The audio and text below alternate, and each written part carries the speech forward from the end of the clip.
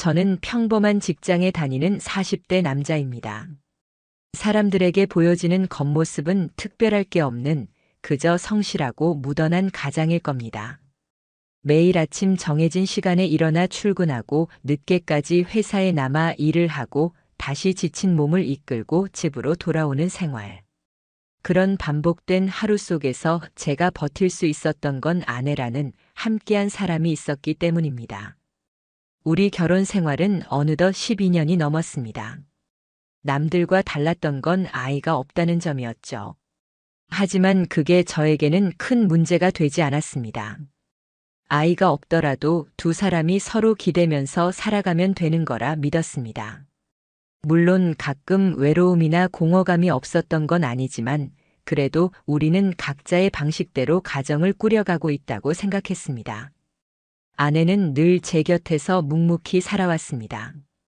웃을 때도 있었고 때로는 날카로워질 때도 있었지만 그 모든 건 부부라면 당연히 겪는 일이겠거니 넘겼습니다.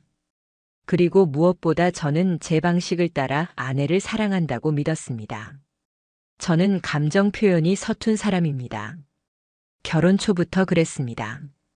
사랑한다는 말을 입에 달고 살지도 않았고 이벤트나 서프라이즈 같은 걸 준비할 줄도 몰랐습니다. 대신 제가 한 건 아내가 불편하지 않도록 옆에서 든든하게 서 있는 일이었습니다. 아내가 갖고 싶다고 말한 건 하나도 빠짐없이 사주었습니다. 때로는 값비싼 명품이었고 제가 보기엔 조금 사치스럽다고 느껴질 때도 있었지만 저는 제 능력 안에서 무조건 맞춰주려 했습니다. 그게 제 사랑이었으니까요. 말을 대신할 다른 방법이 없다고 생각했거든요. 그렇게 저는 나는 최선을 다하고 있다. 우리 결혼은 안정적이다라고 믿었습니다.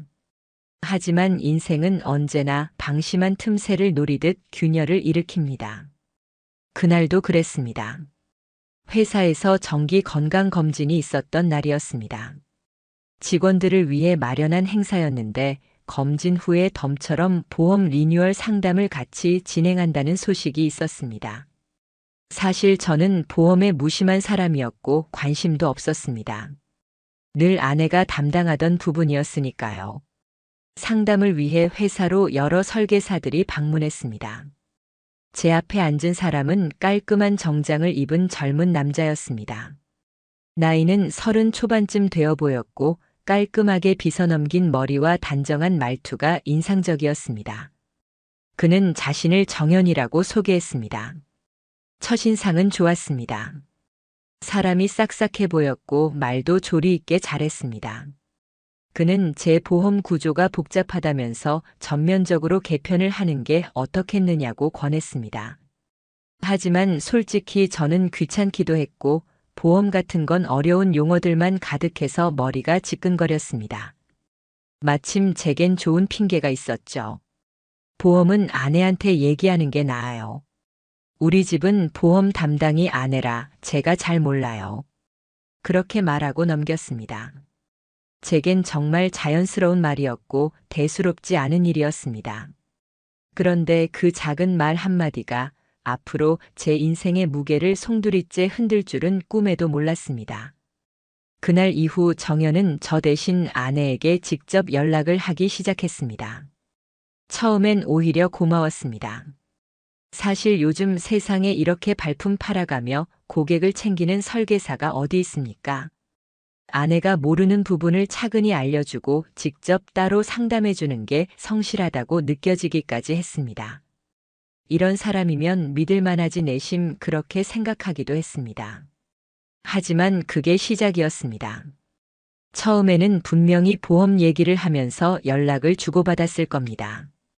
그런데 시간이 흐르면서 이상한 점이 나타났습니다.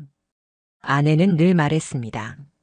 상품이 너무 복잡해서 몇 번 더 만나봐야 할 것 같아. 저는 처음엔 별 의심하지 않았습니다. 실제로 보험 상품은 복잡했으니까요. 하지만 어느덧 한 달이 지나고 보니 아내는 일주일에 2번씩 정연을 만나고 있었습니다. 주말에도 밖에 나갔습니다. 단순히 상담이라기엔 빈도가 지나쳤습니다. 그때 저는 슬쩍 물었습니다. 요즘 정연 씨랑 자주 만나는 것 같던데? 아내는 시큰둥하게 대답했습니다. 당신 보험도 같이 들어있어서 꼼꼼하게 알아보는 거야. 요즘 약관도 자꾸 바뀌니까 확인할 게 많아.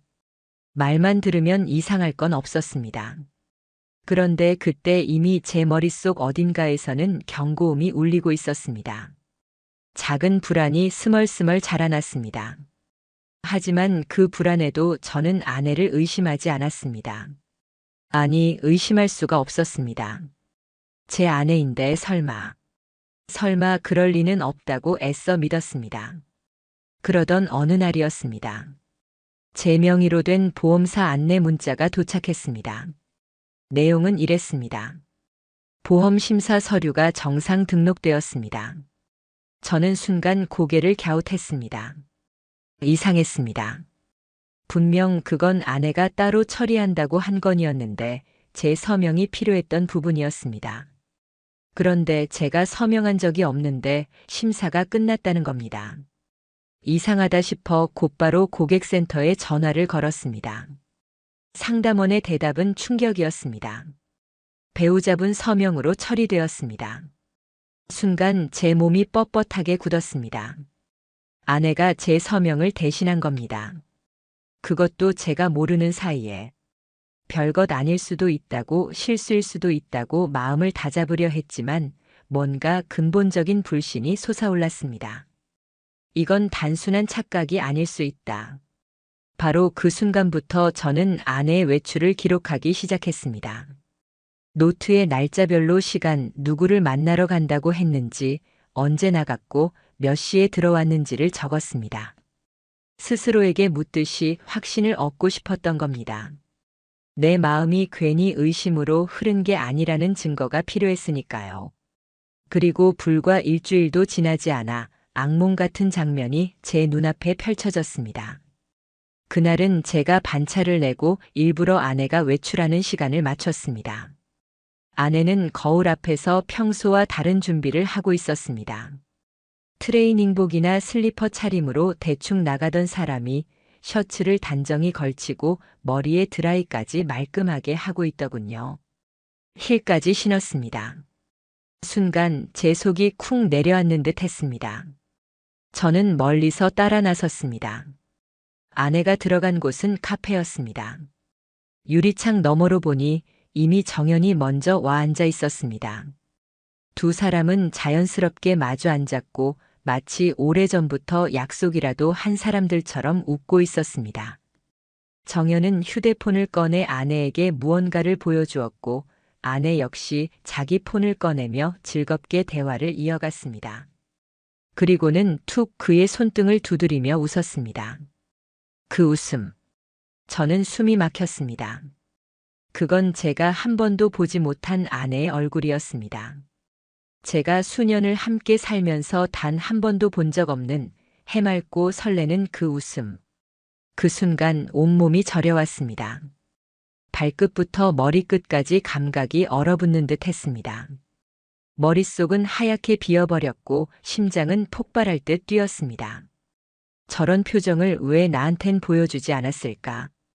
카페 유리창 너머로 보이는 장면은 제 결혼 생활 전체를 송두리째 뒤엎어버리는 순간이었습니다.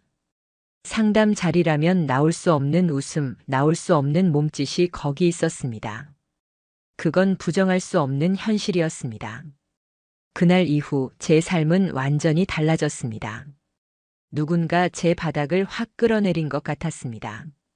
분명 오해일 수도 있다고 착각일 수도 있다고 수없이 다짐했지만 그 순간만큼은 달랐습니다. 그것은 단순한 의심이 아니라 눈으로 본 증거였습니다. 그리고 저는 결심했습니다. 더는 감정으로 끌려다니지 않겠다고. 이제부터는 준비를 해야 한다고. 저는 그날을 기점으로 철저하게 변하기 시작했습니다. 겉으로는 아무렇지 않은 척 평소보다 더 다정하게 아내를 대했습니다. 어쩌면 그게 더 섬뜩했을 겁니다. 속으로는 이미 피가 거꾸로 솟고 있었지만 겉모습은 웃고 있었습니다.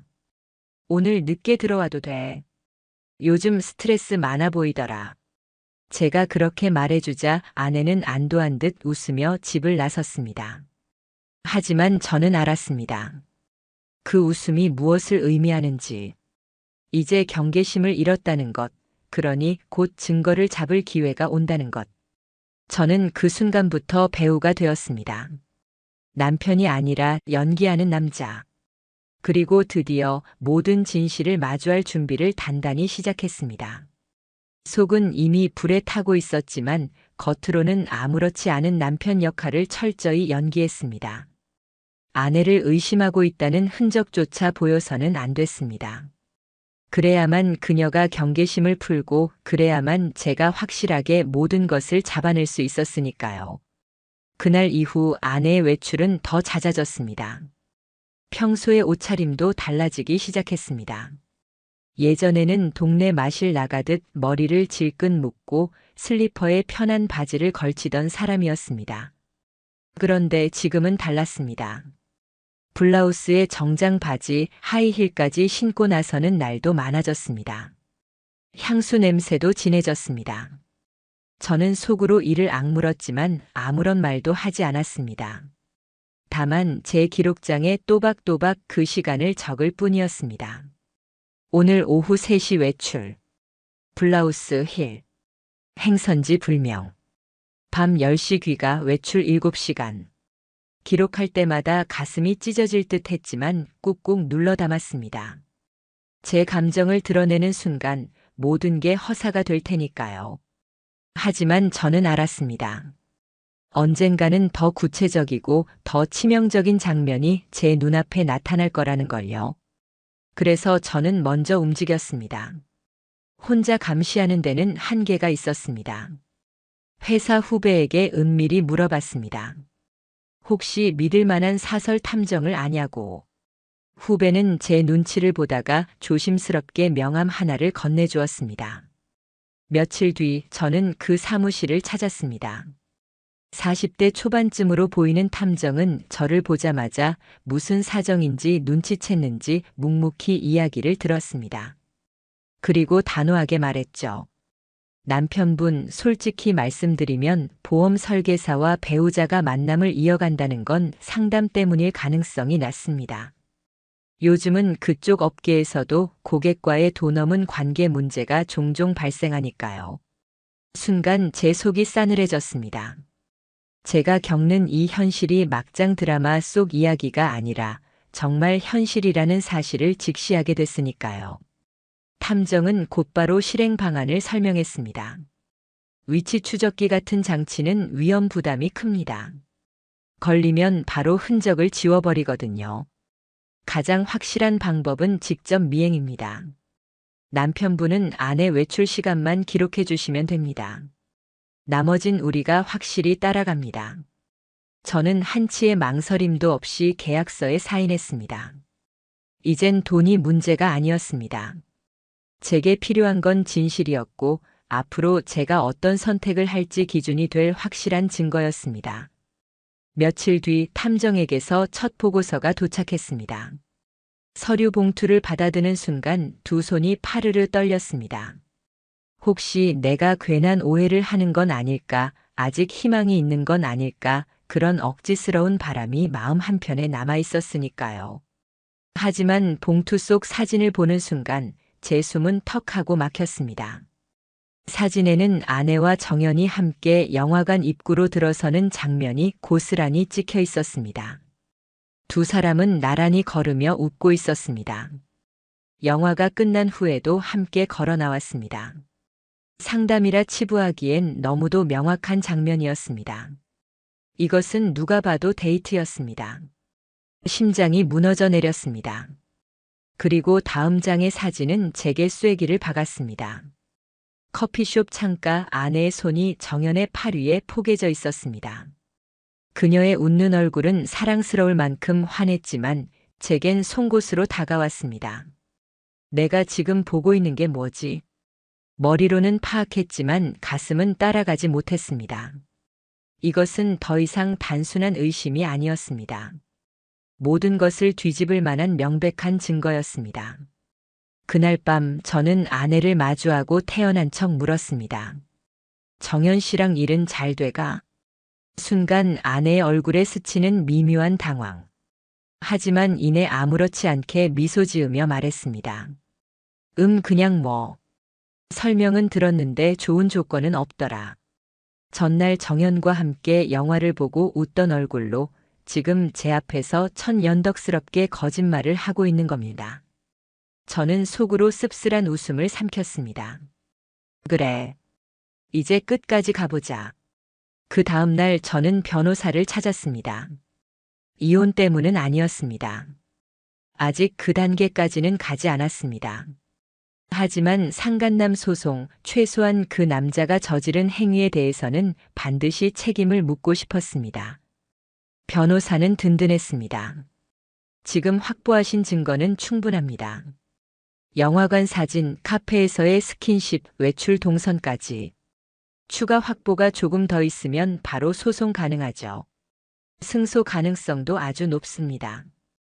그 말을 듣고 저는 다시 한번 심호흡을 했습니다. 이제 더 이상 물러날 수 없다는 사실을 깨달았으니까요. 그 뒤로 저는 아내의 모든 움직임을 더욱 철저히 기록했습니다.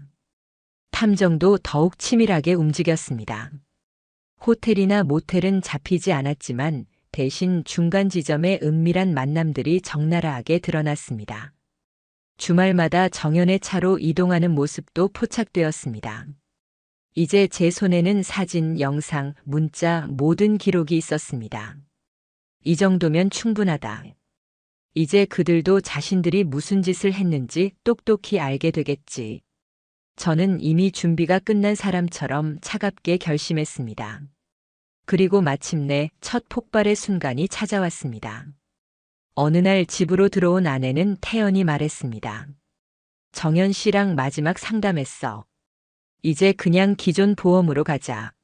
마지막 상담? 웃기지 마라.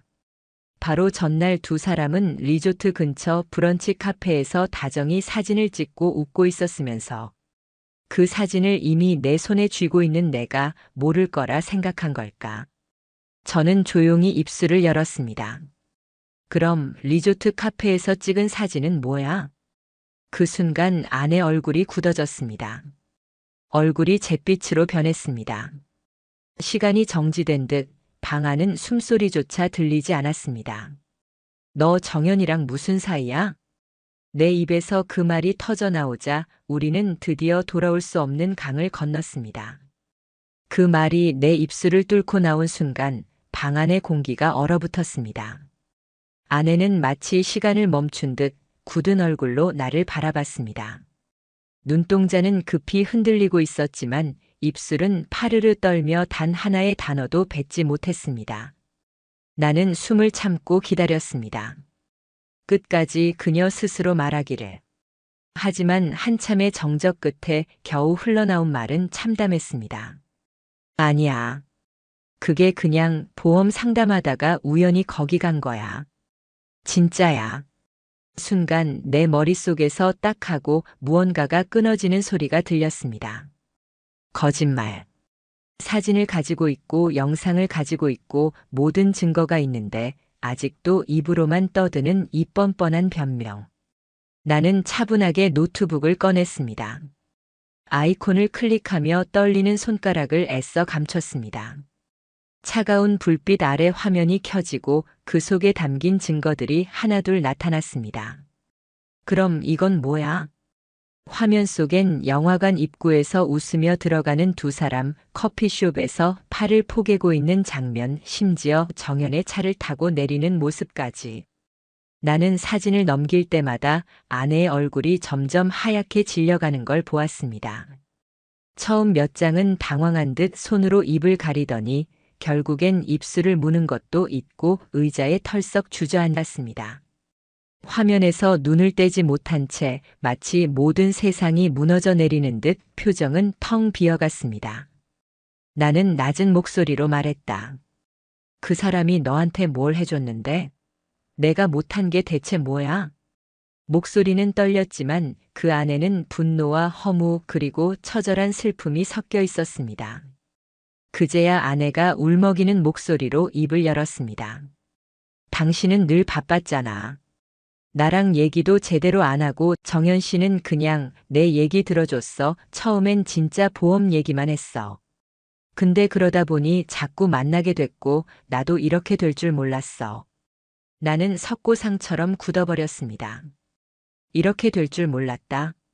지금 내 삶은 산산조각이 났는데 겨우 그 말로 모든 걸 정리하겠다는 건가? 몰랐다고? 내가 몰랐다고 끝이야? 내가 믿었던 12년은 뭐가 되는데? 내 목소리가 터져 나왔습니다. 차갑고 단단하게, 그러나 안쪽은 뜨겁고 날카롭게 찔러대는 느낌이었습니다. 아내는 눈물을 쏟으며 내 손을 붙잡았습니다. 제발 그러지 마. 정연 씨는 그냥 감정적으로 가까워졌을 뿐이야. 절대 그런 건 없었어. 그 말에 나는 헛웃음을 터뜨렸습니다. 외도가 꼭 몸이어야만 성립되는 줄 알아? 남편 속이고 몰래 만나고 웃은 그 순간부터 이미 선은 넘은 거야. 아내는 연신 고개를 저으며 울기만 했습니다. 하지만 나는 더 이상 그 눈물이 불쌍하지 않았습니다. 그날 밤 결국 나는 집을 나왔습니다. 집 몇 개만 챙기고 문을 쾅 닫으며 발걸음을 옮겼습니다. 지쳐버린 가슴, 끝없이 울리는 심장. 더 이상 숨 쉬고 싶지 않은 공간에서 벗어나야 했습니다. 그날은 결혼 생활의 마지막 날처럼 느껴졌습니다. 다음 날 아침 나는 변호사 사무실로 향했습니다. 처음 찾았을 때보다 걸음이 훨씬 단단했습니다. 이번에는 망설임이 없었습니다. 나는 정식으로 상간남 소송을 접수했습니다. 사무실에서 변호사가 서류를 정리하며 말했다. 지금 상황이면 충분히 법적 책임을 물을 수 있습니다. 남편분이 확보하신 자료 아주 유효합니다. 나는 고개를 끄덕이며 입술을 깨물었습니다. 이제 시작이다. 며칠 뒤 상간남 정연에게 내용 증명이 전달됐습니다. 혼인 관계를 파탄에 이르게 한 점에 대해 법적 책임을 묻겠다. 짧지만 가장 날카로운 문장. 느닷없이 전화가 왔습니다.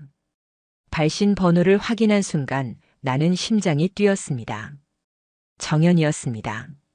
잠시 망설였지만 통화 버튼을 눌렀습니다.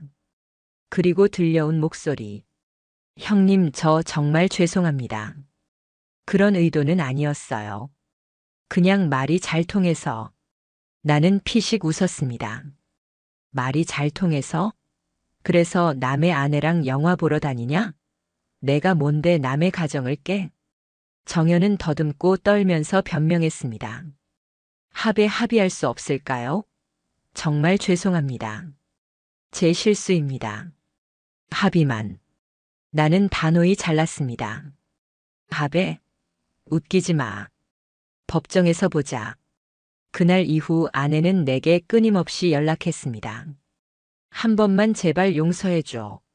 나도 왜 그랬는지 모르겠어. 그 사람이 무슨 마법이라도 건 것 같았어. 내가 미쳐 있었던 거야.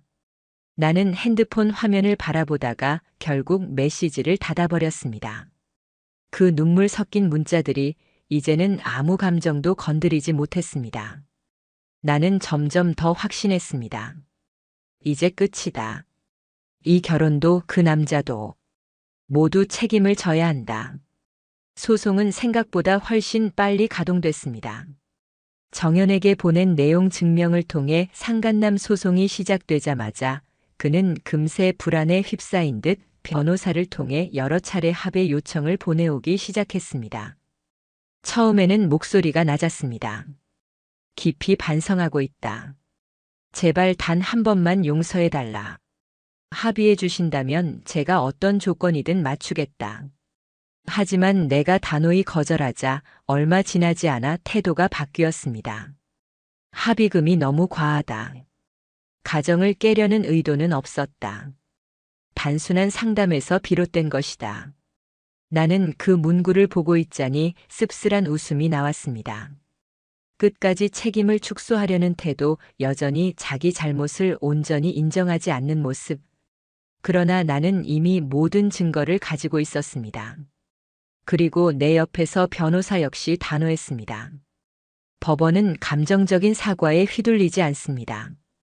사진, 영상, 만남의 일정, 모든 사실 관계가 있으면 그게 판결의 전부가 됩니다. 우리 쪽 자료가 충분합니다. 걱정 안 하셔도 됩니다. 나는 그 말을 들으며 싸늘한 확신을 가졌습니다. 이 싸움은 절대 물러설 이유가 없다고. 그리고 며칠 뒤 예상치 못한 소식이 들려왔습니다. 정연이 소속된 보험사에 이 사건이 전해졌다는 것이었습니다. 내가 직접 제보한 게 아니었습니다. 소송 절차 과정에서 자연스럽게 노출된 자료가 회사 차원에까지 전달된 것이었죠. 조사에 착수한 회사는 곧 결정을 내렸습니다.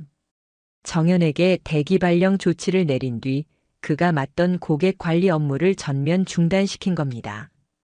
어디까지나 임시 조치라고 했지만 사실상 퇴출 수순이나 다름없었습니다.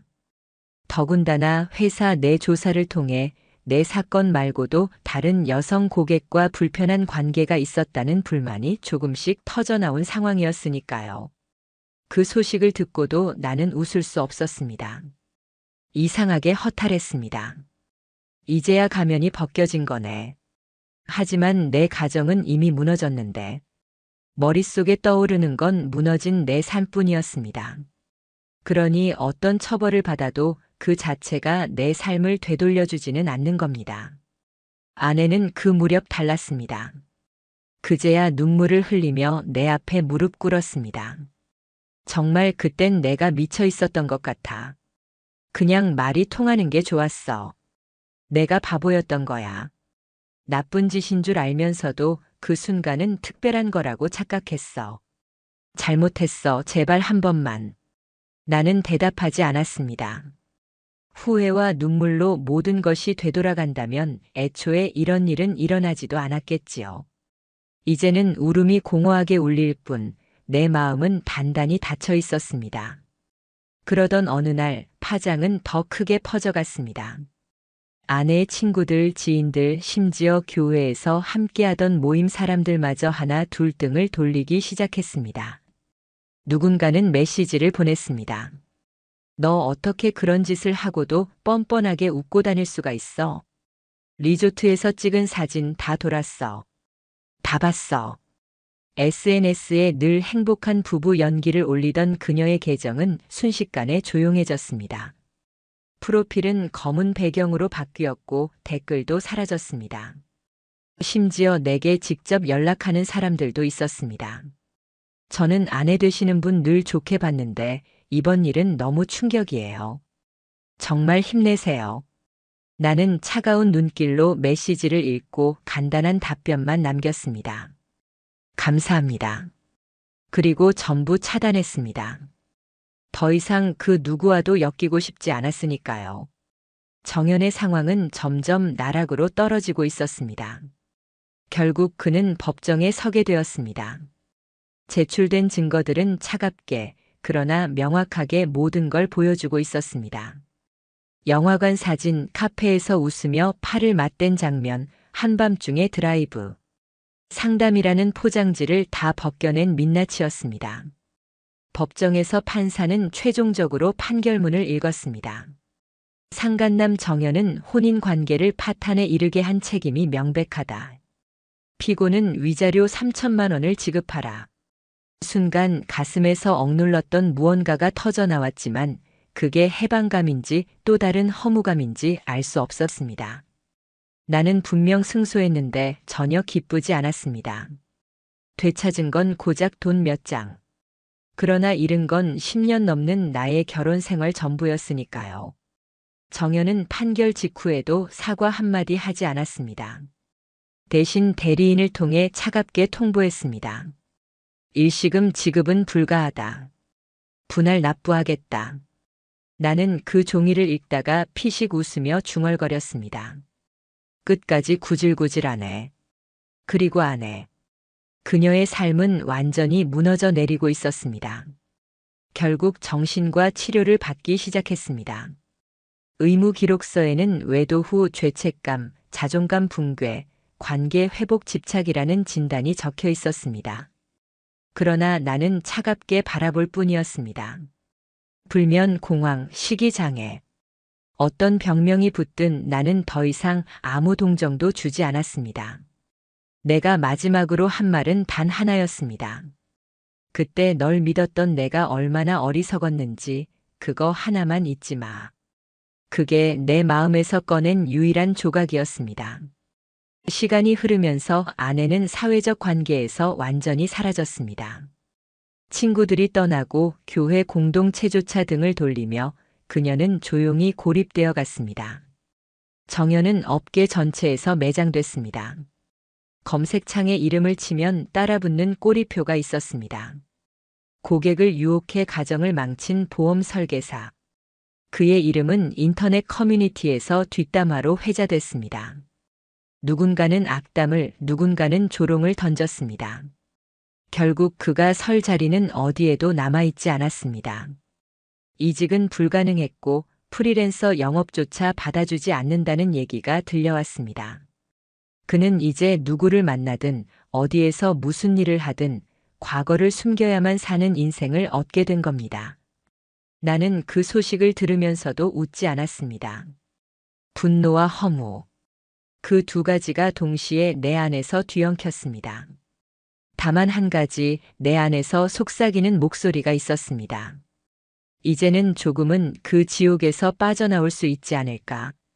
소송이 끝나고 모든 절차가 마무리되었을 무렵 나는 비로소 실감했습니다. 이제 정말 끝났다. 더 이상 싸울 필요도 참을 필요도 의무감에 매달릴 이유도 사라졌습니다. 오랫동안 내 어깨를 짓누르던 무게가 빠져나간 듯 이상하리만치 몸이 가벼웠습니다. 나는 결국 이혼을 선택했습니다. 내가 먼저 제안했습니다. 아내는 처음엔 울면서 고개를 저었습니다. 하지만 며칠 만에 스스로 이해했는지 더는 반항하지 않았습니다. 이혼 조건은 분명했습니다.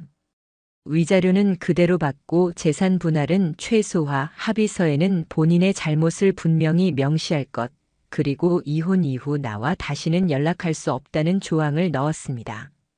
아내는 울면서도 결국 펜을 들었습니다. 손이 덜덜 떨려 쌓인 한 글자를 쓰는 것도 버거워하더군요. 하지만 나는 그 손길조차 차갑게 바라보았습니다. 이미 마음은 다쳤으니까요. 그녀가 마지막까지 그토록 초라하게 끝날 줄은 정작 본인은 상상도 못했을 겁니다. 정연은 판결이 난 뒤 몇 달이 지나서야 겨우 위자료 일부를 입금했습니다. 그것마저도 남에게 돈을 빌려 조각조각 맞춘 돈이었습니다. 나는 그 소식을 들으면서 씁쓸한 미소를 지었습니다. 그리고 뒤늦게 알게 된 사실 하나. 그는 지인들에게 이렇게 떠벌리고 다녔다더군요. 괜히 미친 여자 하나 잘못 건드려서 인생 망쳤다. 그 말에 나는 황당해서 웃음이 나왔습니다. 끝까지 마지막 순간까지도 자기 잘못을 인정하지 않는 인간. 결국 자기 발로 진창 속을 기어 들어간 건 본인이면서. 그렇게 그는 아무것도 얻지 못한 채 모든 걸 잃어갔습니다. 그가 다니던 보험회사는 이후로 사건을 교육 자료로까지 만들었습니다. 윤리 위반, 고객과의 사적관계 금지. 사내 강연에선 그의 사례가 반복적으로 언급됐다고 합니다.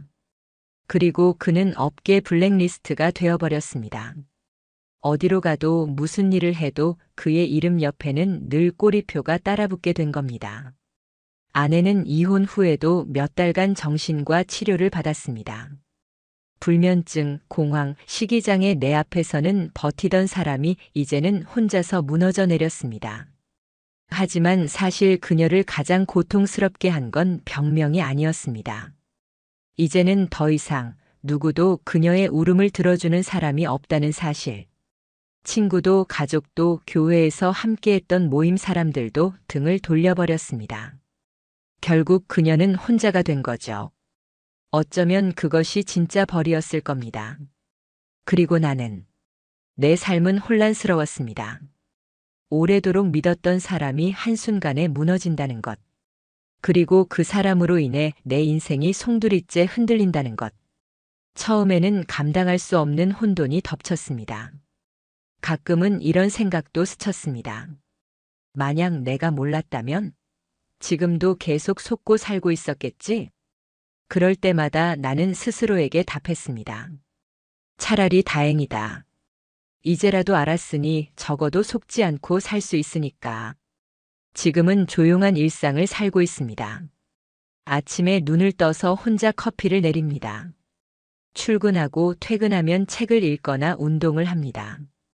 텅 빈 집안 풍경이 처음엔 낯설었지만 차츰 익숙해졌습니다. 지금은 그 고요함 속에서 오히려 평온을 느끼곤 합니다. 사람들과도 거리를 둡니다. 깊이 엮이지 않고 필요한 만큼만 관계를 유지합니다. 다시는 누군가를 절대적인 존재로 취급하지 않기로 결심했습니다. 누군든 변할 수 있다는 사실을 뼈저리게 겪었으니까요.